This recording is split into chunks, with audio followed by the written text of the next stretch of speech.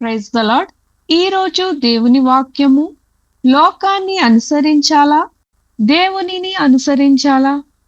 జనములు చేయు రీతిని మేమును చేయునట్లుగా మాకు రాజు కావలెను. మొదటి సమూయేలు 8వ అధ్యాయము 5వ వచనం. ఈ వాక్యంలో ఇశ్రాయేలీయులు ఇతర జనముల వలె ఉండాలని కోరుకున్నారు. వారు దేవుడు తమకు రాజుగా ఉన్నాడనే గొప్ప ఆశీర్వాదాన్ని గుర్తించకుండా లోకాన్ని అనుసరించాలని ఆశించారు. ఇది మనకు ఒక హెచ్చరిక. మన జీవితంలో కూడా కొన్నిసార్లు మనం ఇతరులను చూసి వారి విధానాన్ని అనుసరించాలి అనుకుంటాం. కానీ దేవుని ప్రజలుగా మనము వేరుగా ఉండటానికి పిలువబడ్డాము. దేవుని చిత్తంలో నడవడం మనకు నిజమైన ఆశీర్వాదం. కాబట్టి మనము లోకాన్ని అనుసరించకుండా దేవుని మార్గాన్ని ఎంచుకోవాలి.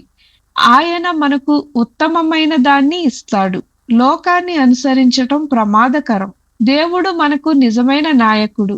దేవుని చిత్తంలో నడిచిన వారికి ఆశీర్వాదం ఉంటుంది. ప్రార్థన. ప్రభువైన యేసు, లోకాన్ని అనుసరించకుండా నీ మార్గంలో నడిచే జ్ఞానాన్ని మాకు దయచేయమని, నీవే మా రాజువని అంగీకరించే హృదయాన్ని మాకు ఇవ్వమని యేసు నామంలో ప్రార్థించుచున్నాము. ఆమేన్.